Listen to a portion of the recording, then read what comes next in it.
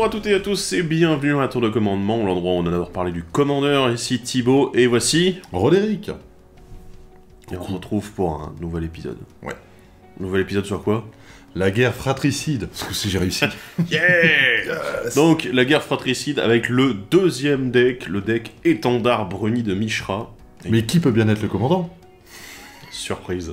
Bref, on en reparle après la phase de pub. Et voici venir la phase de pub durant laquelle nous allons vous le rappeler d'aller nous suivre sur les différents réseaux sociaux, sur Facebook, sur Twitter et sur Instagram, pour avoir toutes les news, toutes les infos de la tour de commandement, savoir quand est-ce que les vidéos sortent, mais également savoir quand est-ce que nous réalisons les différents lives sur Twitch. Et si jamais vous ne pouvez pas assister au live, vous avez les archives de la tour de commandement pour voir les replays de ces lives Twitch. Nous en profitons également pour remercier les tipeurs de la tour de commandement. Sans eux, rien ne serait possible, car ils nous soutiennent financièrement chaque mois ou ponctuellement et nous permettent de continuer à investir dans les différents projets de la tour. Donc un grand merci à eux, et si jamais vous souhaitez les rejoindre, c'est dans la description de la vidéo.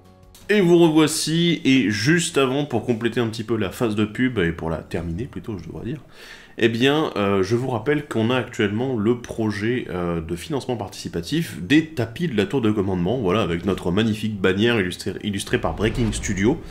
Et du coup, bah, c'est en financement participatif jusqu'au 2 décembre. Après ça, finito, ça là, c'est plus possible, c'est terminé. Voilà, donc vous n'aurez plus le moyen de mettre la main dessus, à moins de le passer par le marché secondaire. Mais voilà, non, voilà, on finit le financement participatif. On imprime le nombre d'exemplaires que vous nous avez commandés, on les dédicace si vous avez demandé à les dédicacer, et puis ensuite on vous envoie ça chez vous pour que vous puissiez les recevoir, on espère, d'ici la fin de l'année, voire au début 2023, au grand maximum. Voilà, donc bah écoutez, si vous voulez nous soutenir toute l'équipe, parce que là c'est vraiment un projet pour soutenir toute l'équipe, eh bien on vous invite à aller financer ce projet de tapis. Voilà, voilà, en tout cas nous on en a depuis 1 an et c'est de la top qualité, oui. Donc voilà, on est super contents. Et on espère que vous aussi vous serez contents avec vos tapis de la tour de commandement. Voilà, voilà. Merci. Donc, on va maintenant parler de ce deck étendard bruni de Mishra. Alors, moi ça me fait marrer parce que Mishra, pour la petite anecdote, j'avais construit un deck autour du premier Mishra, prodige artificier. Qui est pas facile, hein, en commandant. Disons qu'il y a des cartes qui le rendent puissant, et si tu les as pas, par contre, le deck, il fait rien. Le deck, il fait... Ouais, bah, c'est juste un deck où le commandant tu joues pas tant que t'as pas les autres cartes, donc bon. C'est ça. Donc bon, voilà, c'était un petit peu... C'était particulier. Ouais. Mais ici, on n'est pas du tout sur le même genre de deck. Oh, je vous rappelle qu'on va passer d'abord par les nouveaux commandants du deck. Ensuite, les commandants réédités. Il y en a beaucoup. Ensuite, les nouvelles cartes. En dehors des commandants, tout simplement. Et derrière, les cartes rééditées qui sont fort sympathiques dans le deck. Généralement pour le deck. Et après, on fera un petit bilan du deck. Bien sûr, tout le deck est en all frame, donc pour ceux qui sont pas trop fans, il existe en all frame. Voilà, donc bah, préparez-vous, parce que nous aussi on doit se préparer, surtout les yeux. Donc let's go, on est parti. C'est parti. Mais qui est à la tête du deck étendard bruni de Mishra? Eh bien c'est Mishra l'éminent, une créature légendaire humain et artificier 5/4 pour 5, dont un bleu, un noir et un rouge. Au début du combat pendant votre tour, créez un jeton qui est une copie d'un artefact non créature ciblée que vous contrôlez, excepté que son nom est Forme-Guerre de Mishra, et que c'est une créature artefact 4/4 construction en plus de ses autres types. Il acquiert la célérité jusqu'à la fin du tour, sacrifiez-le au début de la prochaine étape de fin. Bah, il y a 2-3 trucs à dire sur le bousin, parce que... Alors commençons, il est cher, heureusement, pour une fois j'ai pas plaindre qu'un commandant coûte 5, c'est le prix juste, vu la capacité du machin. Donc, outre le fait qu'il ait 12 000 combos potentiels grâce à sa capacité, il est très fort. Ça va être un deck qui va être value très rapidement. On va faire des bêtises avec pas mal d'Arthos, donc ça peut être de la rampe, de la pioche, plein de choses, des tours sup.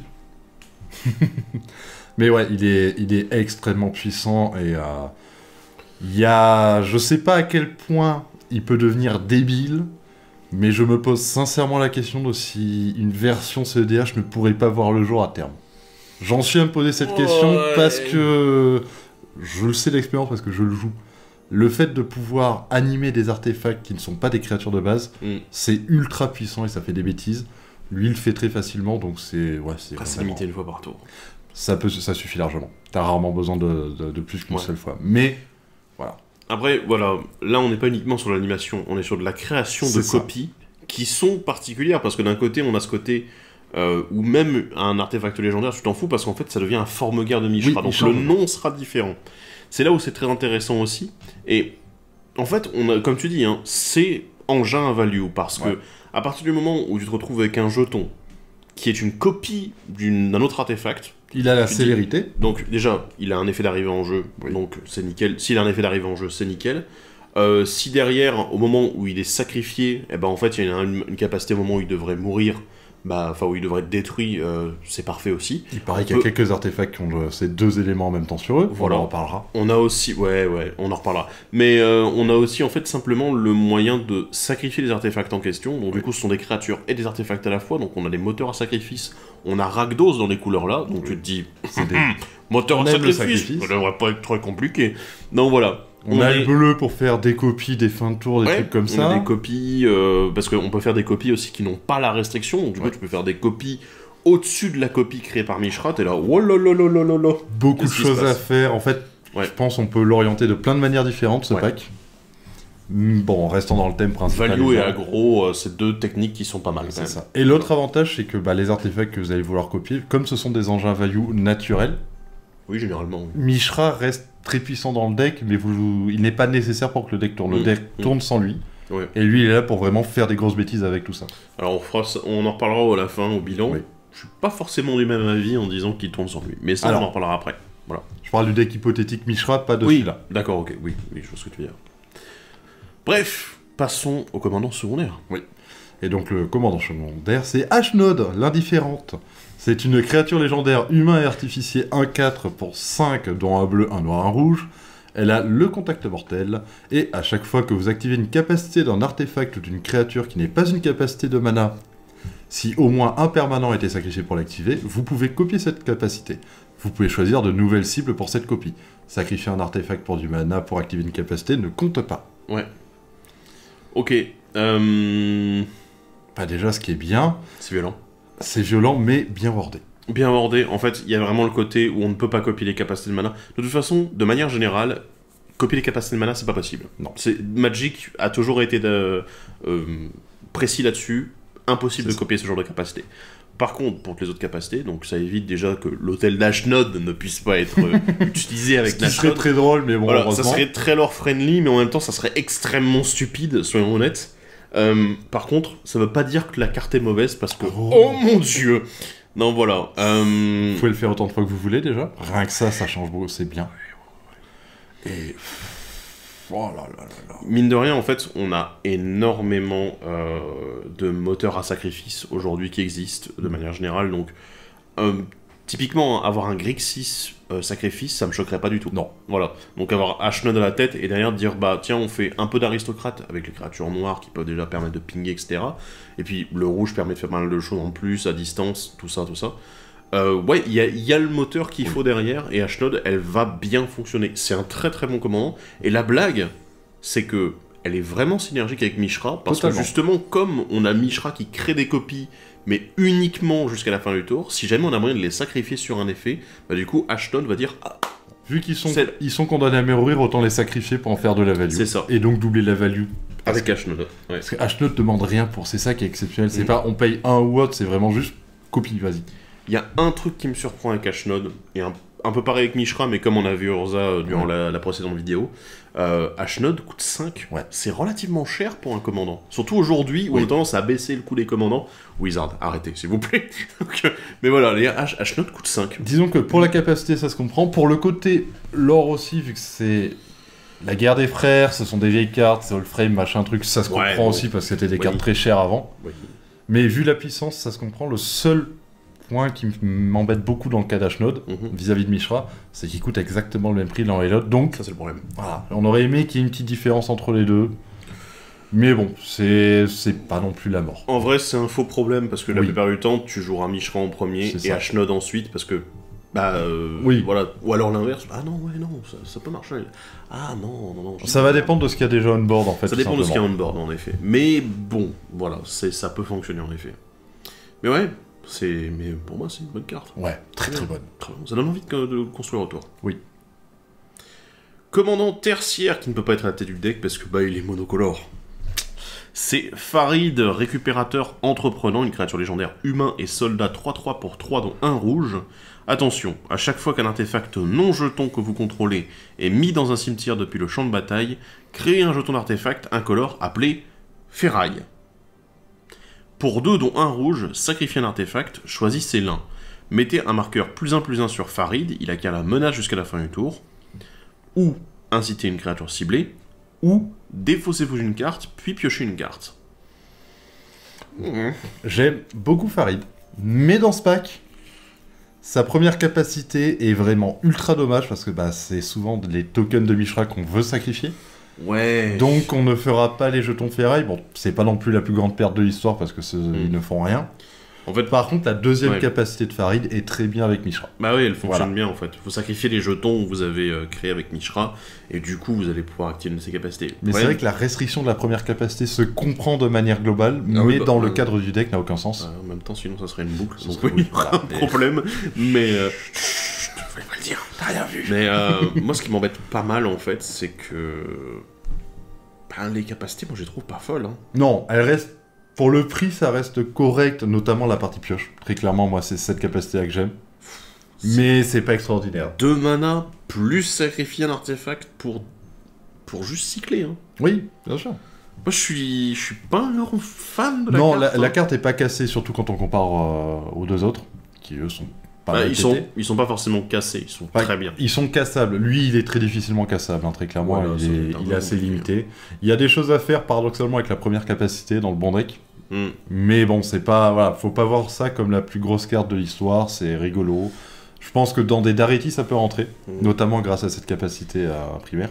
Ouais, disons que moi, ce qui m'embête un peu, c'est que je trouve qu'il y a des commandants mono-rouge, artefacts, sacrifices comme ça, qui sont meilleurs que lui. De toute façon, j'en parlais de Darity, par exemple. Là, c'est le meilleur exemple. Sûr. Non, il est sympa, mais c'est pas non plus la révolution de l'année. Non. Et maintenant, on va s'attaquer au commandant réédité. Oh, damn. Et on va commencer avec Emery, la guetteuse du loch. Mais je la connais pas, tiens, mais qui c'est que ça? Mais qui c'est qui a pas entendu parler d'Emery? Ouais, non, c'est fort. Oui, voilà. C'est pas étonnant de l'avoir ici, parce que du coup, comme il y a un petit côté sacrifice aussi au niveau du pack, et comme on a des engins value au niveau des artefacts, t'as envie de pouvoir les récupérer éventuellement. Donc ouais, elle est bien. C'est complètement justifié, en fait. Elle est toujours aussi forte qu'avant quand elle est sortie, donc... Ouais. Elle est géniale. Tout comme le suivant, qu'on a beaucoup moins entendu parler, mais que je connais très bien, c'est Musio, architecte visionnaire. Alors lui, je vais peut-être vous en parler, vous rappeler les capacités, parce que c'est vraiment pas un commandant qu'on voit souvent. C'est une créature légendaire humain artificier 1-3 pour 3, dont 2 bleus.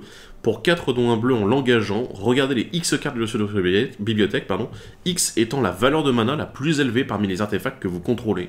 Vous pouvez mettre sur le champ de bataille une carte d'artefact parmi elles, et le reste au-dessus de votre bibliothèque dans l'ordre de votre choix. C'est fort, c'est une carte de Conspiracy 1. Personnellement, je la joue beaucoup dans certains de mes decks. Donc dans ce pack, on a des artefacts qui coûtent très cher, on le verra. Donc rien que pour ça, il a sa place. Et le fameux artefact qu'on peut mettre sur le champ de bataille, il n'y a pas de restriction. C'est-à-dire, si supposons vous avez un artefact à 1, vous regardez la carte du dessus, c'est un colosse de pestacier, ben hop, bonjour, un colosse de pestacier.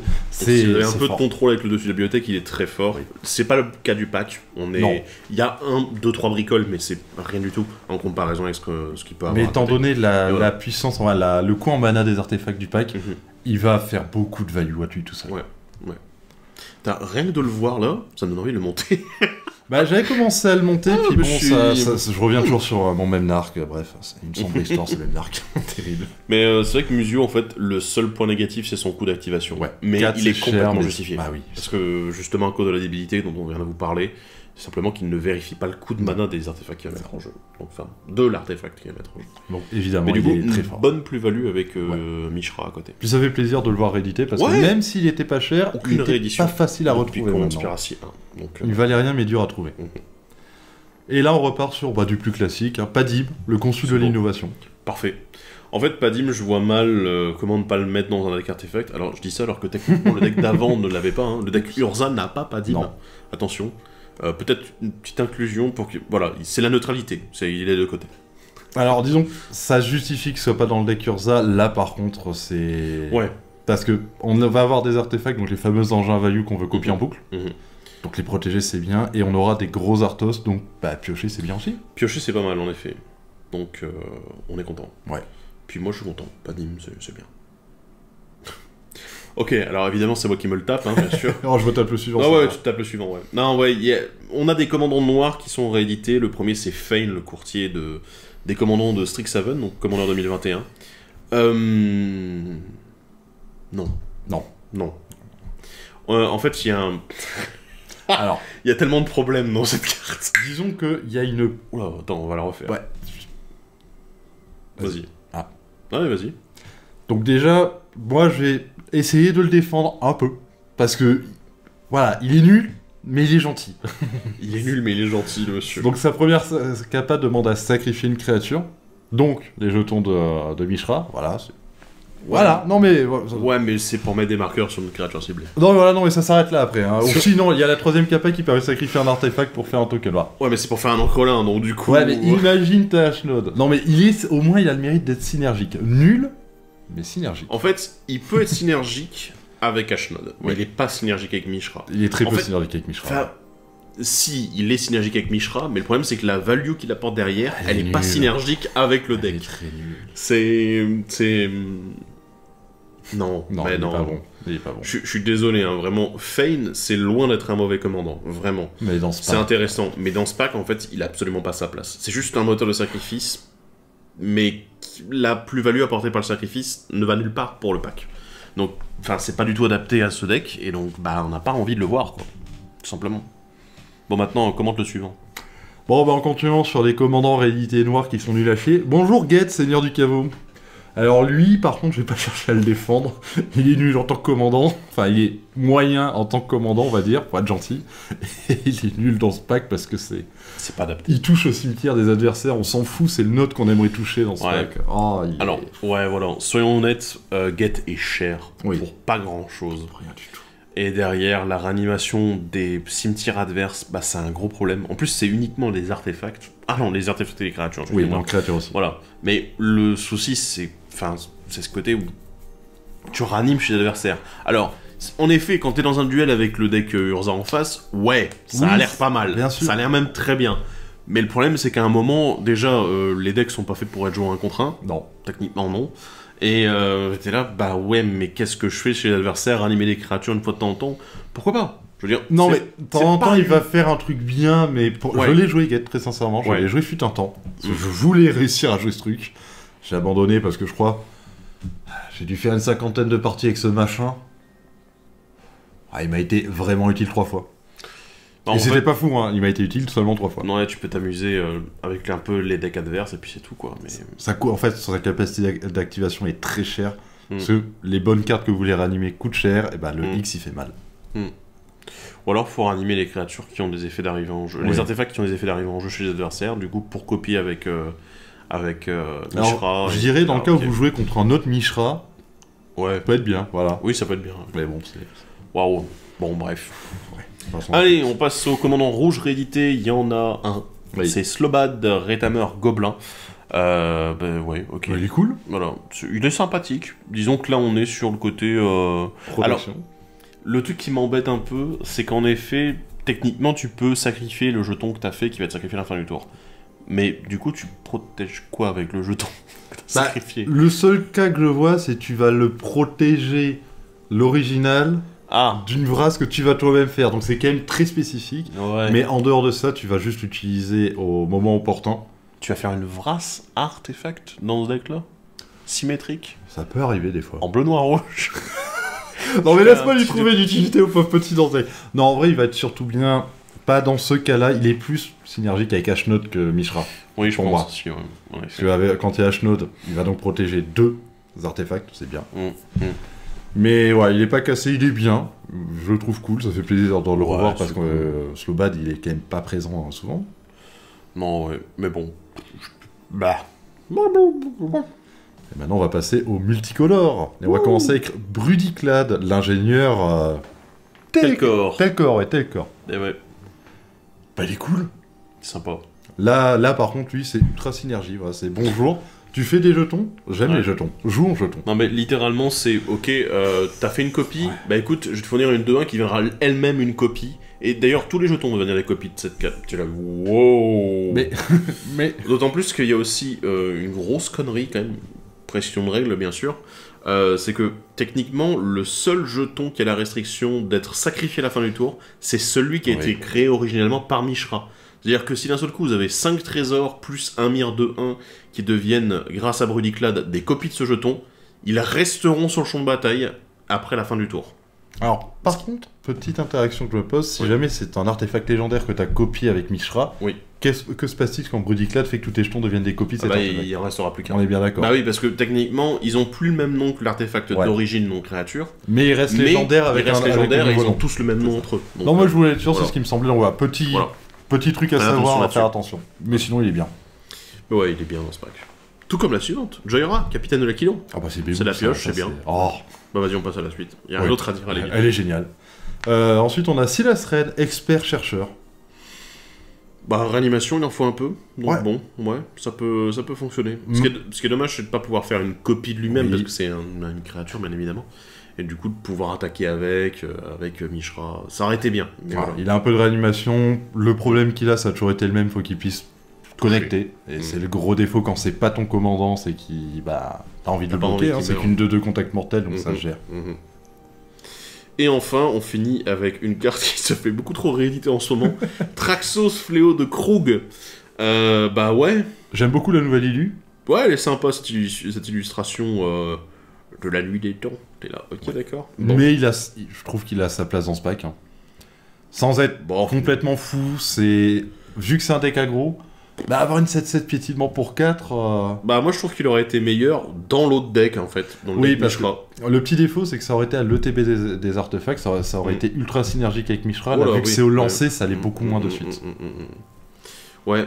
Mais il est rigolo, on l'aime bien. Ouais, il est rigolo, et puis c'est tout quoi, c'est pas une carte génialissime, après si vous voulez monter un deck autour, c'est marrant. Oui, voilà, donc bon, c'est drôle. Bon, on passe aux nouvelles cartes. Bah oui. Let's go avec la première carte, une carte bleue, Ratisseur Rutilant, une créature de Recon 1-3 pour 4, dont un bleu qui a le vol.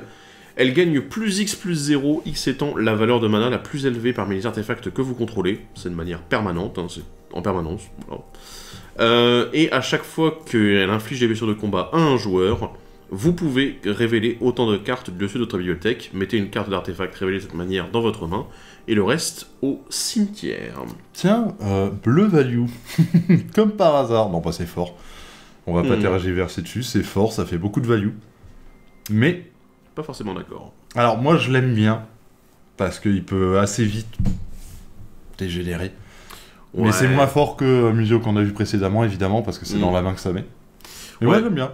C'est pas mal, il n'y a pas de restriction au niveau de la mana value aussi, ça c'est ce qui est intéressant. Mais c'est vrai que permettre de regarder X cartes, c'est quand même... En plus c'est synergique, ça snowball en fait. Plus vous allez avoir d'artefacts, plus vous allez pouvoir toucher un grand nombre de cartes dessus de la bibliothèque pour récupérer un artefact supplémentaire. Mais, je sais pas en fait, moi ce qui me dérange pas mal, c'est surtout la mise à cimetière du reste. Oui, par contre ça oui. Le deck, ici tel qu'il est, n'est pas un deck réanimateur. Non, il y a un peu de réanimation. Cartes de réanimation, un peu comme dans le Urza, mais c'est pas un deck réanimateur. C'est une carte qui a, disons voilà, c'est gros risque, mais quand même, il y a une bonne contrepartie, malheureusement. Ouais, faut faire gaffe de pas tout perdre. En fait, il va être très puissant quand on est installé. Ouais. Malheureusement, il va vous mettre de la ressource au cimetière si vous prenez une brasse à ce moment-là. Ouais. Donc, il est risqué. Je l'aime beaucoup, mais dangereux. Je me dis qu'il aurait peut-être été mieux dans un deck Esper, avec le blanc en plus pour animer tous tes artefacts. Ça, c'est certain. Voilà. Là où tu peux te dire, bah ok, là, en fait, je vais juste prendre les meilleurs artefacts, et ensuite, j'aurai un moyen de récupérer tout ce que j'ai mis au cimetière. C'est ça. Ouais. Et maintenant, on va passer dans les nouvelles cartes au noir avec la destruction du Thérysiar. C'est un rituel qui coûte X et 2 et de noir, qui dit que vous perdez X points de vie et créez X jetons litho force engagée, puis toutes les créatures gagnent -1/-1 jusqu'à la fin du tour pour chaque artefact que vous contrôlez. Et donc les jetons sont des artefacts avec engagé ajouté un incolore. Ce mana ne peut pas être dépensé pour lancer un sort non artefact. Ok, alors... Soyons honnêtes, c'est un peu con. Parce qu'on a un -X pour 4 qui va être équivalent au nombre d'artefacts que tu contrôles. Ouais, oui, parce que très clairement, vous vous utiliserez quasiment jamais son X, à part si vous avez du mana et puis savoir quoi faire. Ou alors vous avez vraiment besoin d'un truc en plus. Voilà, peut-être rajouter un ou deux, mais dans un deck artefact, là je pense... T'as l'impression que c'est une carte du deck Necron, tellement c'est... Ah oui, complètement, hein, c'est un peu le même genre. Mais je trouve la carte extrêmement puissante, il y a beaucoup de packs qui vont se faire un plaisir avec. Et non, c'est une excellente brasse. Dans tous les cartes artefacts, bon, jouant du noir évidemment, ça a sa place en fait. Les Lithophores, c'est vraiment la petite plus-value en plus qui peuvent être utiles pour un peu voilà, contrôler la puissance de la brasse. Ouais. Après, ce que je me dis surtout, c'est que les Lithophores, ça peut être aussi un moyen de dire ok, vas-y, j'utilise tout mon mana pour avoir encore plus de mana derrière, détruire le board et me dire ok, on peut pas me bourrer la gueule, et derrière, plutôt que de... Moi, je pense pas à une relance, je pense plutôt à un finisher. Oui, ou un finisher. Vraiment dire, ok, le prochain tour, c'est le tour explosif, parce que ils viennent de perdre toutes leurs créatures, c'est évidemment pas l'essentiel des ressources, mais c'est quand même une bonne partie d'entre elles.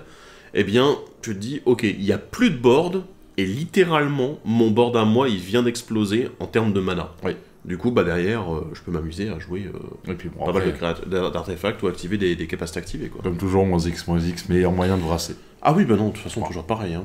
Pour moi, c'est un Toxic Deluge qui est meilleur, en fait. Alors, attendez, 2 secondes, on va revenir en arrière 2 secondes. Oula C'est meilleur dans le cas des decks artefacts. Parce qu'il n'y a pas de perte de points de vie si vous n'utilisez pas le X, je rappelle. Oui, et il y a aussi autre chose. C'est que techniquement, s'il se fait contrer, tu perds pas de points de vie non plus. Oui, contrairement à Toxic Deluge. Voilà, donc c'est vraiment... Non, il est vraiment fort. Voilà, donc la perte de points de vie n'est pas obligatoire, et si vous faites contrer, vous n'aurez pas perdu vos points de vie. Voilà, c'est pas un coût supplémentaire, donc c'est génial. Donc ouais, c'est intéressant comme carte. Hein. Je l'avais lu la première fois, je suis là, ouais, c'est pas sympa et tout. Ouais, il y a vraiment des choses à... Ouais, c'est assez intéressant. Elle est très bonne. Ouais. Allez, passons à la suite avec un gros dragon. L'escoufle en fer du fourneau qui coûte 7 et 2 rouges. C'est une 5-5, ouais, dragon, logique. Qui a l'offrande d'artefact, c'est-à-dire que vous pouvez le lancer ce sort comme s'il avait le flash, en sacrifiant un artefact et en payant la différence de coût de mana entre cette carte et l'artefact sacrifié. Et le coût de mana inclut également la couleur. Oui, donc voilà. Il a le vol, la double initiative, et aussi, les créatures attaquant vos adversaires ont la double initiative. J'adore ça. C'est monstrueux. Alors, non, j'ai un regret. Pourquoi il n'était pas dans le deck God de Commander Legend 2, il y avait sa place. Oui. Mais à part ça, elle est géniale la carte. Le fait de pouvoir la lancer avec le flash, vous pouvez tuer un adversaire par un autre sans même que l'adversaire attaquant soit au courant qu'il va le tuer. Oh, le concept est génial ici. C'est génial. C'est politique, évidemment. Ouais, alors moi, ce qui me fait marrer, c'est que techniquement, il est dans le bon deck. Tu te dis, sacrifice artefact, ok, c'est Mishra, très bien.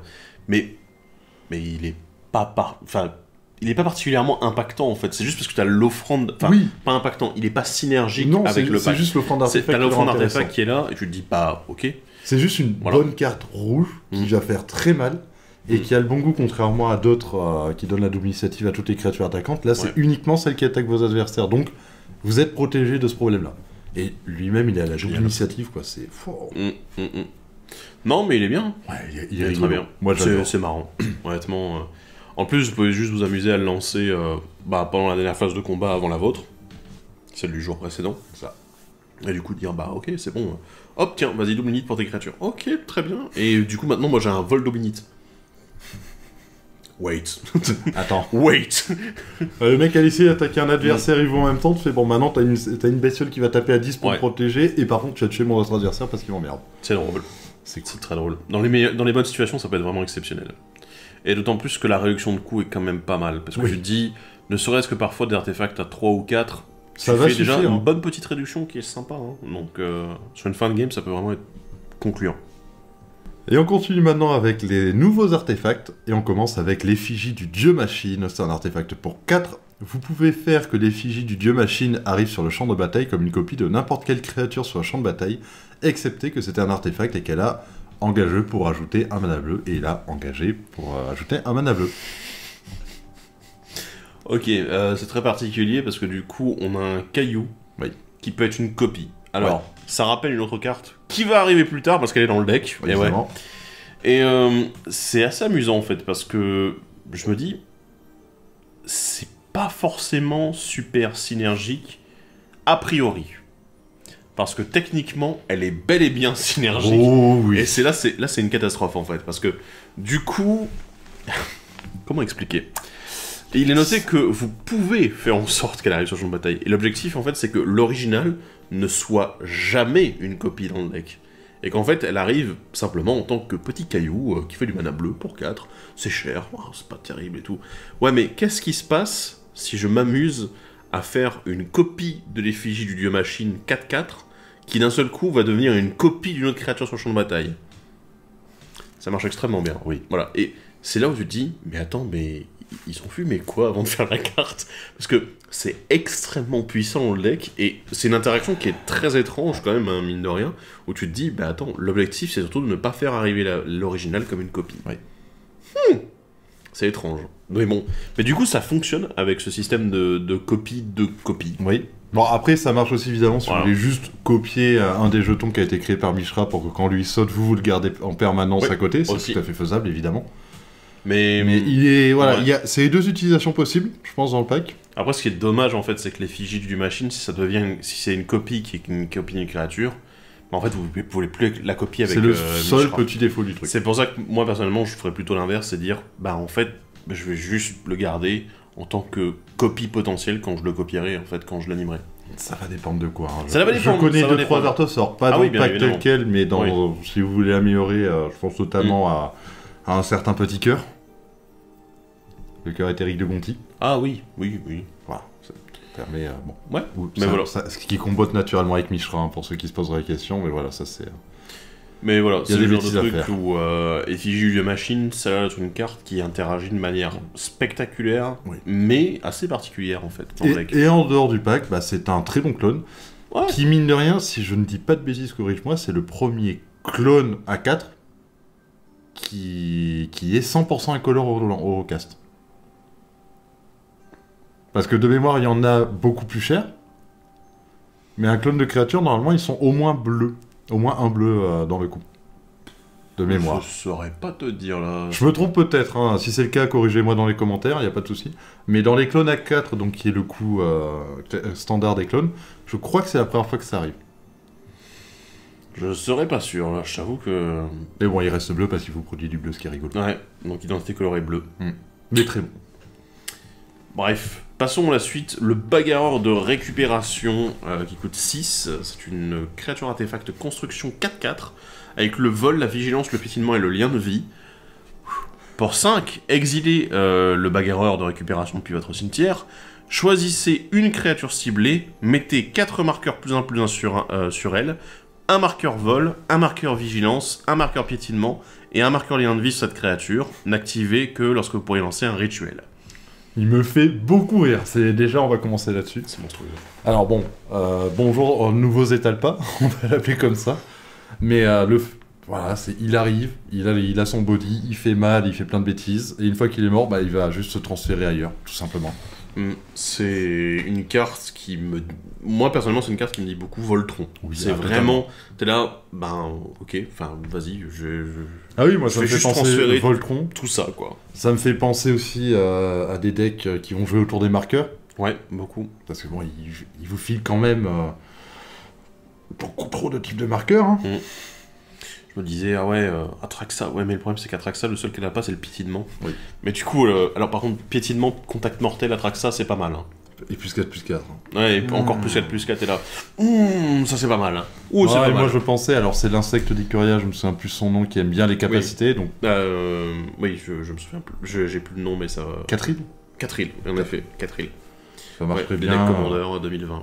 Enfin, il y a plein de choses, puis dans les decks qui aiment les différents types de marqueurs, alors j'ai plus les exemples en tête, mais je sais qu'il y a des cartes qui jouent là-dessus maintenant, bah à lui seul il vous en apporte 5 Ouais. types de marqueurs, c'est pas rien. Perry dans Streets of New Capenna, Merci. le deck. Très bien le Perry. Mais Voilà. bon, bref. Mais il est cool. C'est une bonne carte en fait, Ouais. de manière générale, elle est utilisable dans pas mal de packs, donc c'est marrant. Ouais. C'est marrant. Et on continue avec la cuve de fonderie, c'est un artefact pour 4. Vous pouvez payer 1 et l'engager pour sacrifier un autre artefact. Révélez les 8 cartes du dessus de votre bibliothèque. Mettez jusqu'à 2 cartes d'artefacts non créatures avec une valeur de mana totale inférieure ou égale à la valeur de mana de l'artefact sacrifié parmi elles sur le champ de bataille et le reste en dessous de votre bibliothèque dans un ordre aléatoire. Elle était vachement longue cette phrase. Elle était très longue, ouais. Mais ouais. Alors, pendant que son cerveau essaie de traiter l'information, dans le pack elle est bien à la fois pour Mishra et pour Ashnod. Ah oui, non, mais elle fonctionne bien, elle fonctionne bien. C'est pas cassé. C'est pas cassé, ça nécessite quand même d'avoir des artefacts à sacrifier qui sont relativement chers, ou alors d'avoir un pack qui soit très concentré à une basse curve de mana en termes d'artefacts. Et du coup, je veux dire, ce sera des artefacts entre 0 et 4, et voilà, il faut pas en avoir plus, et il faut que ça soit un utilitaire en fait autour de tous ces artefacts-là, et de faire du bougouille. C'est mon artefact, il a fait son temps, voilà, bah, sacrifier mon artefact à 3 avec ça, je vais récupérer d'autres artefacts qui vont apporter un peu plus de plus-value. Là, ok, d'accord, dans ce sens-là, pas de problème. Mais dans le cadre de particulier. Ce pack, moi je l'aime beaucoup. Ouais, il est bien, hein. Bah, de toute façon, les copies, il faut le rappeler aussi, hein, les copies faites par Mishra gardent la valeur de mana de l'original, puisque ce sont des copies. Donc ils vont garder la valeur de mana de l'original à côté. Donc, voilà, donc ça c'est très intéressant. C'est très intéressant avec ce pack, ouais, bien sûr. Mais en dehors, il y aura des endroits où tu pourras le mettre assez facilement. Ça va être assez space, je pense. Mais pas tous les decks. Faut faire très attention à pas non plus vouloir le mettre un peu partout. Non. Et on finit les cartes exclusives de ce deck avec le Creuset Merveilleux, un artefact qui coûte 7 mana. Les permanents que vous contrôlez ont parade 2. Et au début de votre étape de fin, meulez 2 cartes, puis exilez une carte non-terrain au hasard depuis votre cimetière. Copiez-la, vous pouvez lancer la copie sans payer son coût de mana. C'est une carte rigolote. Elle peut être puissante, mais bon, les permanents que vous contrôlez en parade 2, c'est bien, évidemment, c'est une très bonne capacité, surtout tous les permanents. Et par contre, l'effet meulé 2, puis exiler une carte non-terrain pour la copier, je pense que le meulé 2 est plus intéressant que la partie copie, parce que vu que c'est du hasard, malheureusement, ça peut être très bien comme très nul. Je pense que le meulé 2, il peut bien fonctionner dans les decks auto-meul, les decks justement qui veulent remplir leur cimetière, il n'y a pas de problème. Dans ce deck, je vais être honnête, la carte, je la trouve pas bonne. Non. Parce qu'en fait, le coût est extrêmement élevé. Enfin, franchement, 7 mana, juste pour les permanents que tu contrôles en parade 2, je trouve ça un peu cher. En fait, le problème, c'est que pour moi, les deux capacités, j'aurais préféré avoir un artefact avec la première et un artefact avec la deuxième, plutôt que d'avoir les deux en un, où tu te dis, ouais, mais le rapport, il est... Soyons clairs, la seule raison de son tête dans ce pack, c'est parce qu'elle coûte cher, et il y a quelques capas qui font qu'on aime quand ça coûte cher, mais c'est très limité comme utilité. C'est relativement drôle, parce que tu peux dire, avec Mishra, j'ai une deuxième copie, donc du coup, bah en fait, j'ai parade 4. Voilà. Avec le dragon, il vous coûte 2 rouges. Ah mon dieu, waouh. Voilà, ça se résume à ça, globalement. Mais... il est rigolo, on peut le jouer dans certains packs, mais personnellement, je suis pas fan. Moi, j'ai envie de le jouer pour la première ou pour la dernière capacité, mais rarement pour les deux. Mais le problème, c'est que pour la première, c'est très cher pour ce que ça fait. Ah oui, bien sûr. C'est le problème. Bien sûr, mais c'est pour ça, en fait. Moi, je préfère avoir soit l'une des deux parties. Je suis tout à fait d'accord. Mais le souci d'avoir les deux, c'est ce coup de mana qui est derrière Incidental. Totalement. C'est très bizarre. Ouais. Bon, parlons maintenant des rééditions du deck. Et il y a de jolies choses, hein. Ouais, il y a de jolies choses. La première catégorie, c'est une catégorie, avec les 3 cartes dont on va vous parler tout de suite, c'est une catégorie, quand Mishra n'est pas là, eh ben il est quand même là. Voilà, non. Non, c'est la catégorie vraiment axée autour de Mishra et de sa capacité à animer des artefacts non-créatures. On a l'ancien de l'atelier, enfin les anciens de l'atelier plutôt, le résonateur strionique et la machine lithoforme.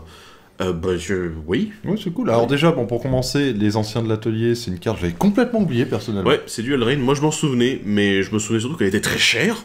Elle est très chère à jouer, mais je me rappelle pourquoi elle est aussi chère maintenant, parce que... Ouais, parce qu'en fait, elle a une capacité similaire à celle de Mishra, en disant, bah, j'anime les artefacts non-créatures, en les faisant devenir des 4-4, et je donne en plus le vol à toutes mes créatures artefacts. Après, le seul problème, c'est que... c'est l'original qui devient une créature. Ouais, et c'est définitif. C'est pas uniquement jusqu'à la fin du tour. Donc du coup, Mishra, il est pas forcément très copain, mais si jamais Mishra est indisposé, disons-le comme ça, eh bien, les anciens de l'atelier, peuvent le remplacer sans aucun problème. Derrière, on a juste quelque chose qui va donner le vol et qui va animer vos artefacts, plutôt. Ça. Par contre, c'est vrai que derrière, quand ils sont passés par là, Mishra, il fait un peu la gueule quand il revient, quoi. Donc bon. Mais, ça reste un bon outil, ça fonctionne plutôt pas mal. Donc bon. Moi, je me dis qu'il aurait pu être dans le deck Urza aussi. Oui, totalement. Voilà, avec le côté vol pour les créatures. Il aurait été probablement plus fort d'ailleurs. Ouais. Je sais pas. Je pense qu'il... Vol menace. Pour moi, il a un pied dans les deux decks en fait. Il y a la première capacité qui est pour le deck Urza et la deuxième qui est pour le deck Mishra.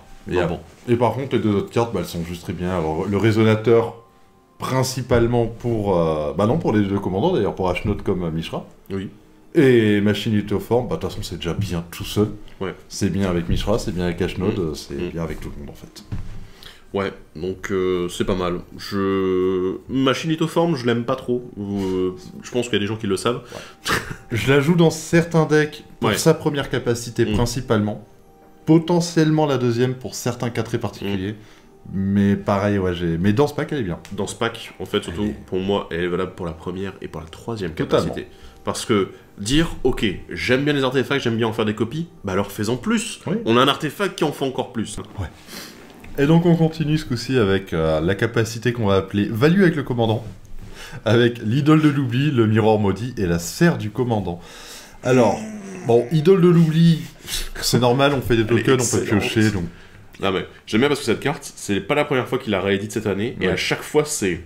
Parfait. Vas-y, allez, c'est bon là. Ce que j'aime bien, c'est que vous animez votre idole de l'oubli, vous faites une copie. Vous pouvez engager les deux. T'es là, yes. L'autre, c'est le miroir maudit dont on parlait déjà tout à l'heure, sans le nommer. Ouais. Donc voilà. C'est la version rouge de l'autre. Comme c'est à l'effet de TV, votre copie à chaque fois va pouvoir devenir une copie. Alors, lui, c'est encore plus génial parce qu'il devient une copie jusqu'à la fin du tour. Oui. Donc tu le fais arriver, tu dis, ok, d'accord, je vais le faire devenir copie. Mais il redeviendra un artefact. Il redeviendra un artefact que tu vas pouvoir du coup copier avec Mishra derrière pour refaire une copie et t'es là. C'est génial. Ouais. Je dirais même qu'il est plus synergique que l'autre en fait. Pour moi, oui. Ouais. Mais c'est bien d'avoir eu deux versions comme ça. C'est ça. Et Sphère du commandant. Sphère du commandant, en fait, on n'en parle jamais parce qu'elle est souvent dans les decks. Mais alors là, c'est bête, le fait de pouvoir la sacrifier avant votre fin de tour, voilà. Bah oui, c'est parfait. C'est génial, vous l'animez puis vous la sacrifiez pour piocher. T'as un caillou qui peut juste créer une 4-4 qui va te faire une pioche en plus. Soit tu vas t'amuser à faire plus de mana, soit tu vas attaquer avec et au moment où elle devrait mourir, tu la sacrifies. De toute façon, c'est de la bonne plus-value, quoi. C'est exactement ce que tu veux, un peu à la manière de l'idole de l'oubli, ça fonctionne très bien. C'est ça. Bon, alors, du coup, on en a parlé. Dans le pack, il n'y a pas beaucoup de nouvelles cartes qui vont dans cette direction-là. Ouais. C'est la direction sacrifice d'artefacts ou de créatures, parce qu'on s'en fout, vu qu'on crée des jetons créatures artefacts qui vont, du coup, mourir à la fin du tour. Donc, autant qu'on les utilise pour autre chose. Et là, on a 3 cartes. Oh là là, ce deck nous propose quand même de la qualité, mais à un niveau... on a la maîtresse transmutatrice, le héros de l'angoisse avec une nouvelle illustration qui déchire sa race, et les reforgeuses audacieuses. Alors là, du coup on avait parlé de Osgir, voilà, elles sont là. Oui, elles sont là. La maîtresse transmutatrice qui est probablement une des meilleures cartes pour cheater les Arthos en jeu, c'est monstrueux. Du coup, c'est un jeton, c'est pas très grave. De toute façon, il devait être sacrifié. Autant le renvoyer en main. Voilà, c'est pas grave. Donc c'est juste génial. Le héros de l'angoisse, alors ça c'est un truc, je m'y attendais pas. Oui, non. Dans le pack, tu m'aurais dit, on va mettre... Qu'est-ce qu'on met comme moteur à sacrifice artefact? J'aurais pas dit héros de l'angoisse en premier. Mais finalement... il est bien. Il est juste bien, voilà. Ouais, il est juste très bien. Donc... Puis synergique avec les deux commandants, parce qu'on a envie de copier sa capacité avec Ashnod, évidemment. Ouais, putain. Waouh. Même, je trouve probablement meilleur avec Ashnod qu'avec Mishra. Disons que pour chaque 2 que vous payez plus sacrifier un Arthos, c'est -4/-4. C'est monstrueux. C'est pas mal du tout, ça. Hein. Bon. Et les reforgeuses audacieuses, pardon, parce qu'elles sont 2. Encore une fois, merci Osgir. Hey, merci. On est pas mal du tout, vu que la majorité du deck est quand même composée d'artefacts. Alors après, encore une fois, je le rappelle, je l'enlève, j'aime bien parce que du coup je fais des rappels de choses qu'on a dites durant l'analyse originale de la carte. Attention à le jouer dans des decks qui sont très riches en artefacts. Dès qu'il y en a un peu moins, ça peut être très dangereux pour vous. On continue dans le thème du sacrifice avec l'enclume du culte des Oni et le comptoir de commerce. Oh, Bah alors, l'enclume du culte des Oni, bah on aime bien, hein, C'est tout neuf. Ça vient de Kamigawa. Ouais, Et t'es là, c'est bah, tout récent, mais on est déjà content de l'avoir réédité. Ouais. Et l'Olframe lui va bien, malgré tout. Ouais, elle est pas mal. Et le comptoir de commerce, bah alors dans ce pack. Ça a toujours été, c'est le fameux Planeswalker artefact, hein, C'est ça. Voilà, comme on disait. Mais ici, il est parfait parce qu'on a des créatures, on a des artefacts, et du coup, ça veut dire qu'on peut vraiment utiliser du coup le sacrifice. T'as de la réanimation, ce qui est cool. Ouais, bah parce que du coup, si on perd jamais à un moment un artefact qui fait de la value, le compteur de commerce nous permet de le récupérer. C'est ça. Donc c'est génial. Vous pouvez piocher, enfin bon, il est très bien. Il synergise évidemment avec Ashnod comme avec Mishra. Enfin, Ouais. il est à sa place dans ce pack. La blague, c'est que si jamais vous avez aucun autre artefact, Mishra fait une copie du comptoir qui peut lui-même se sacrifier. T'es là. Parfait. Génial. Donc bon, non mais ça fonctionne bien. C'est une excellente carte du pack. Ah, Voilà. totalement. C'est pas les seuls moyens de sacrifice qu'il y a, mais ce sont vraiment C'est les meilleurs qu'on vous a mis ici. là. Et c'est tout. Oui. On est au bout. On a fini. On est arrivé au bout de ce deck. Du coup, ben, bilan du deck. Alors, je vais te laisser commencer. Ah Ah mince, je voulais réfléchir. Non, je déconne. C'est bon. J'ai déjà ce que je voulais dire. En comparaison avec le deck Urza, déjà pour faire vite fait une comparaison entre les deux decks, le deck Urza, comme je l'avais dit dans ma précédente analyse, il est beaucoup plus harmonieux. Oui. C'est un deck dans lequel tu sens qu'il y a un équilibre global du deck qui est plutôt bon. Enfin, je veux dire, c'est vraiment, toutes les pièces vont à peu près ensemble, le pack peut fonctionner sans le commandant, même si avec le commandant c'est mieux, t'as d'autres créatures légendaires qui apportent quelque chose, du coup, c'est bien, il y a une harmonie. Le pack Mishra, c'est un pack de gros bourrins, putain. Oui. Alors, c'est un pack de gros bourrins, mais qui fait de la plus-value. Et qui a besoin d'équilibre. Et qui est, quand même, en fait, il a des interactions super bizarres, Ouais. mais super intéressantes. En fait, c'est le pack du... Là où tu vois, Urza, c'est vraiment le côté... Ouais, mais c'est ça, en fait. Hein. Tu sens vraiment... Pour moi, tu sens la personnalité des deux personnages dedans. C'est Urza, c'est l'équilibre et l'ordre, et Mishra, c'est...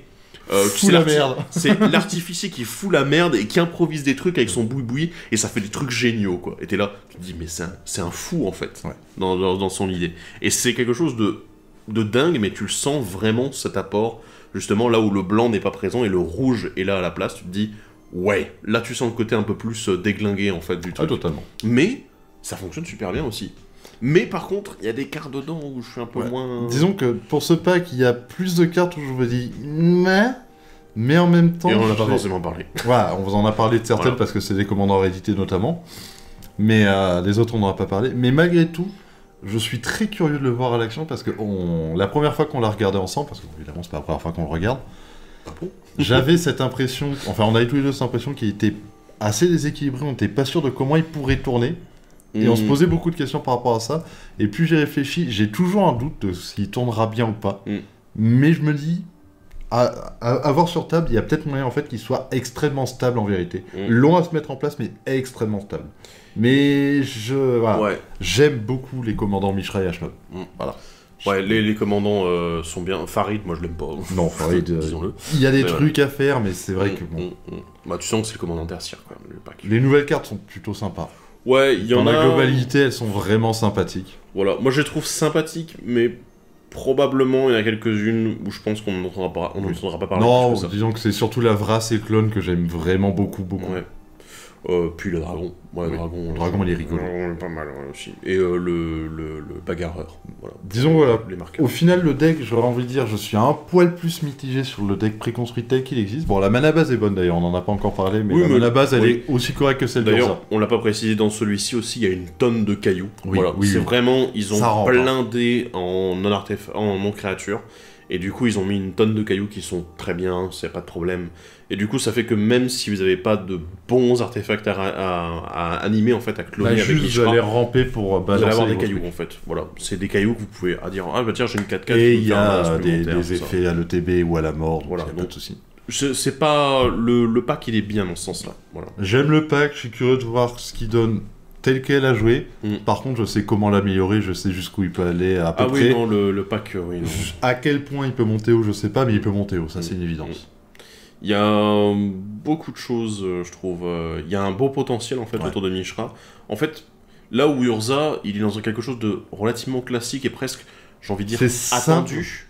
Oui, C'est créature artefact. Créature artefact aggro, ça s'arrête là. On fait pas tu, plus. Tu dis, en même temps, créature artefact, on n'a pas eu 36 commandants qui s'axaient vraiment dans cette direction-là. Dans ces couleurs, encore moins. Voilà. Mais là, du coup, la version Mishra, avec le mode « je vais animer des artefacts non créatures en faisant des copies », t'es là, ok, d'accord. Bah, le problème, ça, c'est quelque chose de beaucoup plus original, je Ce qui trouve. me fait mal, c'est le seul deck avec lequel j'arrive à peu près faire le lien, Ouais. c'est Karn, la créature.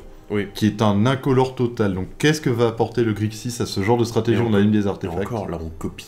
Oui, voilà, non Du mais... coup, ça ouvre encore plus Moi, je de pense possibilités, uniquement quoi. à l'animation qui fait déjà des bêtises. Oui, bien donc sûr. j'ai du mal à voir jusqu'où on peut aller, mais on peut aller sur de gros trucs, c'est une évidence. Puis Ashnod, de côté. Et Ashlot, qui elle, bon, elle, par contre, elle est plus standard. On voit très bien ce qu'elle fait. Ouais, mais elle ouvre une nouvelle direction aussi. Voilà, C'est-à-dire, c'est une autre on version avait déjà de eu Sacrifice des Grixis. copies de capacités à arriver en jeu, Ouais. à la mort. Et là, maintenant, c'est les capacités activées Qui avec le demande un sacrifice. sacrifice, c'est ça. Et là, ok, d'accord, on peut voir ce qui C'est se passe. original. Mais c'est pas mal. Bref, encore une fois, un bon deck. Ouais, très, très, Plus- très sympa. Inquiétant, d'une certaine façon, mais un bon deck quand même. Bref, on veut également vos commentaires dans les commentaires. C'est ça que ça sert. Au cas où vous auriez un avis différent sur le deck, au cas où vous auriez déjà joué avec, parce que vous avez eu le temps de mettre la main dessus et tout avant que cette vidéo sorte. Si jamais vous avez un avis différent sur certaines cartes, d'autres cartes du pack que vous trouvez intéressantes, n'hésitez pas à en parler aussi dans les commentaires, parce qu'on n'a vraiment pas pu tout dire, hein, parce que sinon on va faire des vidéos de 2 heures et vous n'allez pas être contents, mais voilà. Et on se retrouve demain pour le 20 Out sur ce deck, en partenariat avec Play-In, donc on le rappelle, vous aurez la possibilité de gagner le deck amélioré avec les cartes qui ont été rajoutées en plus, offert du coup par Play-In, notre sponsor pour les 20 Out. Voilà, voilà. Donc abonnez-vous et tenez-vous à l'affût. Soyez à l'affût. Ouais. Tenez-vous au courant, soyez à l'affût. Voilà, ça c'est mieux. Et du coup, on se dit à la prochaine. À la prochaine. Bye bye.